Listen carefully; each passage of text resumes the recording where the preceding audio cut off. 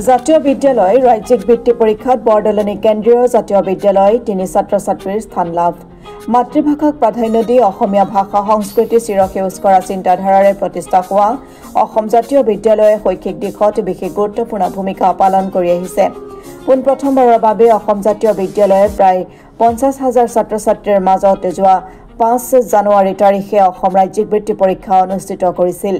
২০২১ চনত অসম জাতীয় বিদ্যালয়ৰ স্বীকৃতিপ্ৰাপ্ত বৰদলনি কেন্দ্ৰীয় জাতীয় বিদ্যালয়ৰ পৰা ১৪ গৰাকী ছাত্ৰ-ছাত্ৰীয়ে অংশগ্ৰহণ কৰি পঞ্চম শ্ৰেণীৰ ছাত্ৰ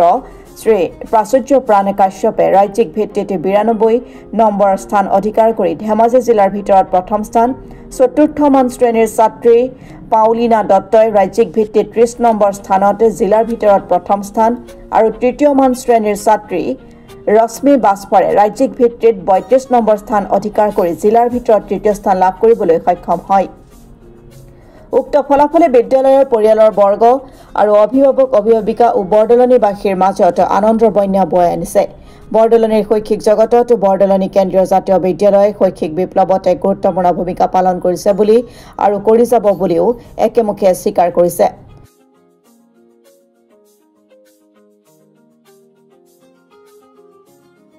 বুলি ক'বলৈ হলে বহুত ভাল লাগিছে বহুত সুখী বিশেষকৈ আমাৰ বৰদলনি কেন্দ্ৰীয় জাতীয় বিদ্যালয় ২১ চনত স্থাপন হৈছে আৰু অসম জাতীয় বিদ্যালয়ৰ যেটো বৃত্তি পৰীক্ষা প্ৰথমবাৰৰ কাৰণে অনুষ্ঠিত কৰিছে তাৰ কাৰণে অসম জাতীয় বিদ্যালয়ৰ ক্ষেত্ৰত হলাগ লৈছো আৰু আমাৰ ছাত্ৰ-ছাত্ৰী সকলক এই পৰীক্ষাত অৱতীৰ্ণ কৰাই আমাৰ এইবাৰ ষ্টেট লেভেলত আমাৰ ৩জন ছাত্ৰ-ছাত্ৰী পজিশন পাবলৈ সক্ষম হৈছে আৰু ডিস্ট্ৰিক্ট লেভেলত আমি চাবলৈ গলে পঞ্চম শ্ৰেণীৰ এজন ছাত্ৰ প্ৰাচুৰ্য প্ৰাণ কাশ্যপ আৰু চতুৰ্থ শ্ৰেণীৰ ছাত্ৰী পাউলিনা দত্তই জিলাৰ ভিতৰত পজিশন পাবলৈ সক্ষম হৈছে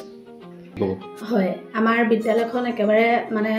বিশেষকৈ ২১ চনত স্থাপন বুলি কৈছো সৰু হৈ আছে পৰিয়ালটোও সৰু আৰু আমি মাত্ৰ কেইগৰাকীমান ছাত্ৰ-ছাত্ৰী বা ৫০ জনৰ ওপৰৰ ছাত্ৰ-ছাত্ৰী লৈ আমি বিদ্যালয়খন আৰম্ভ কৰিছো গতিকে আমি যিমান পাৰো ছাত্ৰ-ছাত্ৰীসকলক শৈক্ষিক ক্ষেত্ৰত আগবঢ়াই নিয়া কেৱল শৈক্ষিকে নহয় আধ্যাত্মিক আৰু শাৰীৰিক মানসিক সকলো ক্ষেত্ৰতে আগবঢ়াই নিবৰ কাৰণে যৎপৰোনাস্তি চেষ্টা কৰিছো আমাৰ বিদ্যালয়ৰ সকলো শিক্ষক কৰ্মচাৰীয়ে ছাত্ৰ-ছাত্ৰীসকলৰ লগত প্ৰতি মুহূৰ্ততে জড়িত হৈ থাকে যিকোনো ধৰণে ইহঁতক আগবঢ়াই নিবলৈ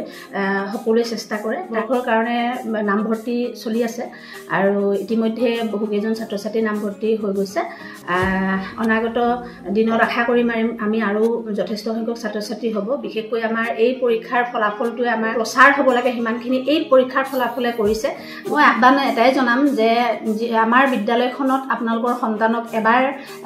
নামভৰ্তি কৰি চাওক দুবছৰ এবছৰ তেওঁলোকক চাওক কেনেকুৱা হয় সেইটোৱে আহ্বান জনাম কাৰণ আমাৰ বিদ্যালয়ত যিসকল ছাত্ৰ-ছাত্ৰী এতিয়া অধ্যয়ন কৰি আছে আমাৰ অভিভাৱকসকলৰ কথাৰ অনুসৰি আমি যেটো জানিব পাৰিছো তেখেতসকলো যথেষ্ট সুখী গতিকে আহকচোন বৰদলনিত এটা যিহেতু অনুষ্ঠান গঢ় লৈ উঠিছে গতিকে এই অনুষ্ঠানটো সকলোৱে আগবঢ়াই নিও ধন্যবাদ